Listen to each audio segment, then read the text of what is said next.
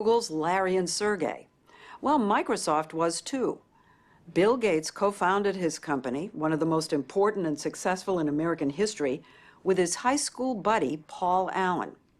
Today, Allen is known more for mega yachts and palling around with Brad and Angelina than for his revolutionary ideas in the company's early years. But as we first reported in April, Paul Allen has written a memoir called Idea Man, in which he gives an account of those ideas. But he also draws a dark portrait of a founder and lifelong friend. As Allen writes, he was too angry and proud to tell Gates point blank, quote, "Some days working with you is like being in hell."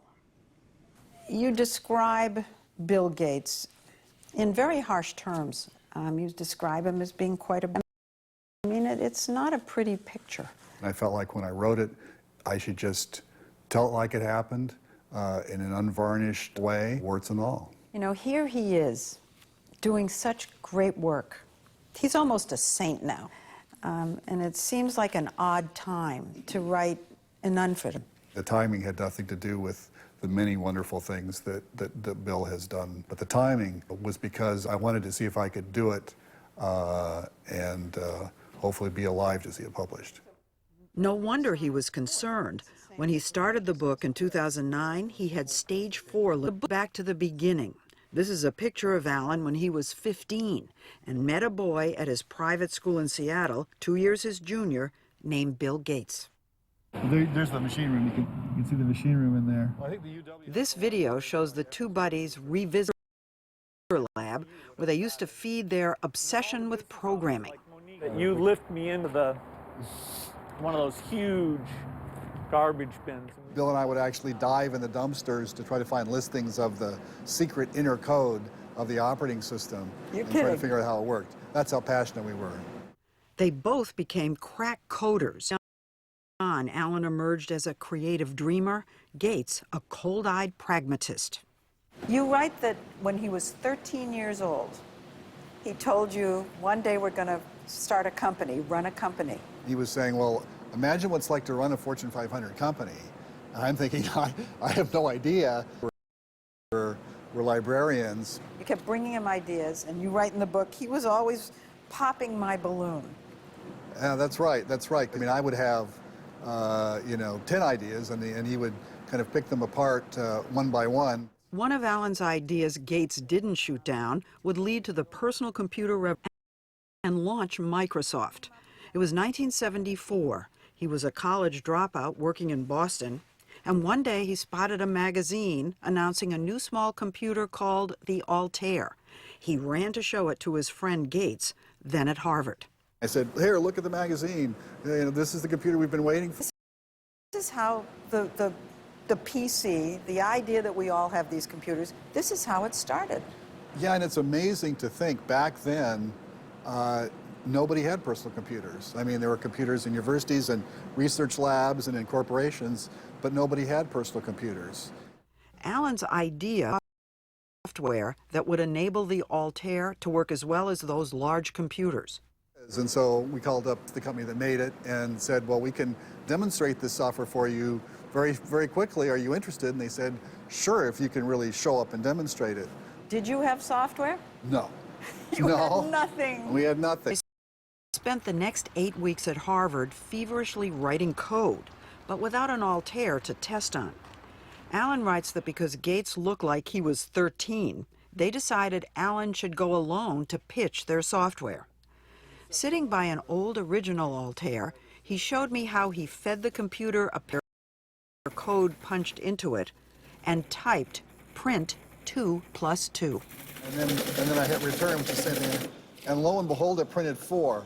And a wave of relief surged over me because I almost couldn't believe it had worked the first time. So that night I called Bill up and I say, it's believable, it worked. And we were just over the moon.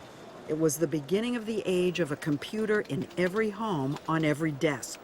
Almost overnight, people started buying these small computers, and their software was in high demand. In 1977, Gates was even interviewed on a TV. There's a lot of people who are forecasting that there'll be software stores just like there are record stores today, and that there'll be thousands and thousands of those. And I think I'd have to agree with that. Alan writes that Gates had a rare gift for programming.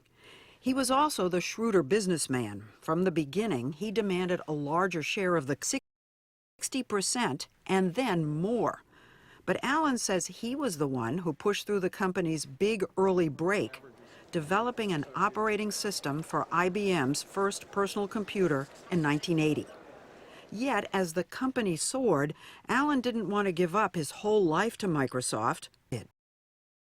Well, I've always had so many different interests. But do you think he came to think that you weren't working as hard as he was, and it became a source of resentment with him? Well, I think he was always pushing people to work as hard as they possibly could. You included. Maybe me more than... You describe Bill in this period, and actually throughout, as tough, a taskmaster. You talk about his yelling, screaming. There was a lot of yelling. You guys never understood. You never understood the first thing about this. A 90B profile got a sample of Gates's management style, which Alan describes as browbeating and personal verbal attacks. That's ridiculous. I'm not using this thing. No. Somebody's confused.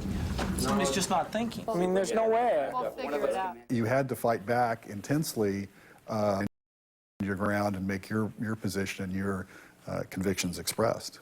But he didn't like to back down. So these fights would go on, you said. They could go on for hours. Oh, yeah. That's right. We're just screaming at each other for hours? It's exhausting. It's exhausting, but that was Bill's style. Alan was miserable and felt he was being marginalized. And then things got a lot worse. He got cancer. One night he passed by Gates's office and overheard him talking with Steve Ballmer, who'd been hired to help run the company. What were they saying? They were basically talking about how they were planning to dilute my share down to nothing.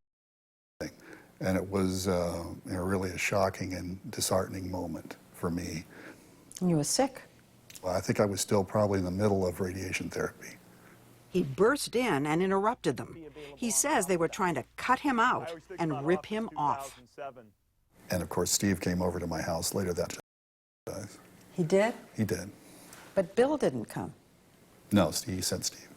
He sent Steve. It wasn't Steve. He sent Steve. Well, Steve's the one who came. Shortly after, Alan left, but he got to hold on to all his shares. It's hard to feel sorry for him. Cured of cancer and owned nearly a third of Microsoft. So you built this building. Yeah, this is... After the company went public, Alan became one of the richest men on Earth, at one point worth an estimated $40 billion. Gates would spend another 2 decades running Microsoft, launching Windows and Explorer. Thank you.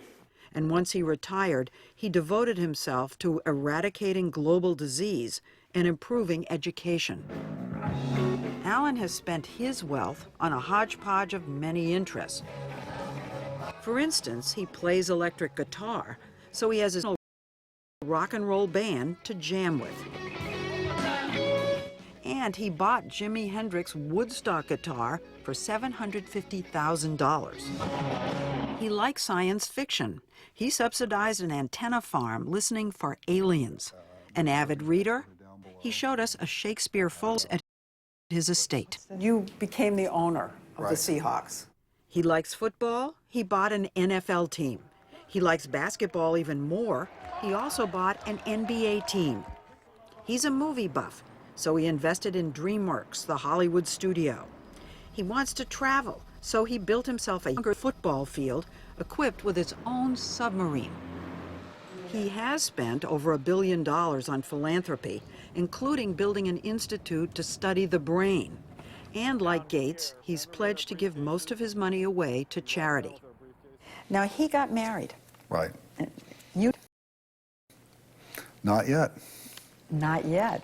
I'm still optimistic. I still believe I'm going to meet somebody, and that's going to happen. But You want to. I want to have a family. But he's often described as a recluse. Each of them has about... Something struck me when he showed us his collection of warplanes. I get this Howard Hughesy feel. The planes, Hollywood. Do you think about that ever? Well, I hope I don't end up in a cinema by myself watching I Station Zebra over and over again. I think I've got such a diverse cities, aviation, technology, Howard sports Hughes. teams. Well, I don't know if Howard was involved in sports teams, but Alan's diverse set of interests also led him to invest in over 100 business ventures. Most of them were poorly managed or ahead of their time, so they flopped, and he slid from being man in the world to 57th.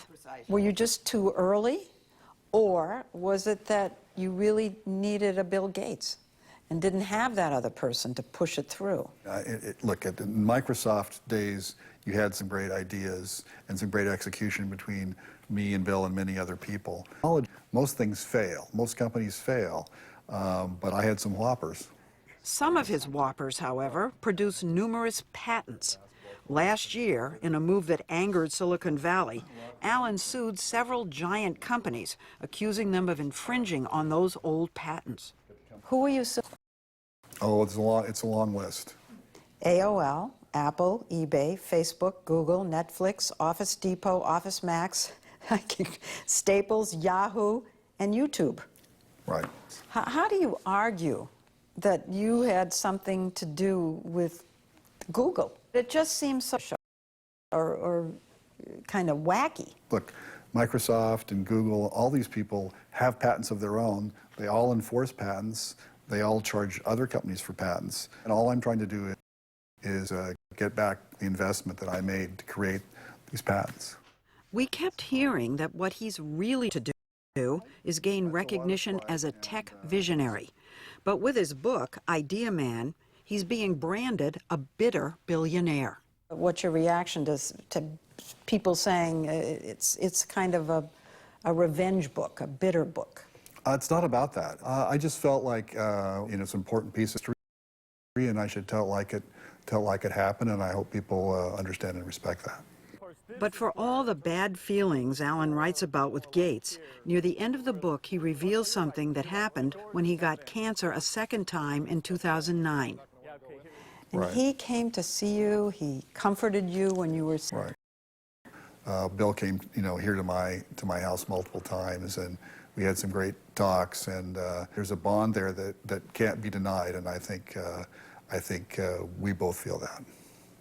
Even after the book? I know he's read the book. Right. No, I'm sure at some point we'll sit down and talk yet of the book. You'll have a screaming match. Well, I don't know about screaming, but I'm sure it'll be a heated discussion.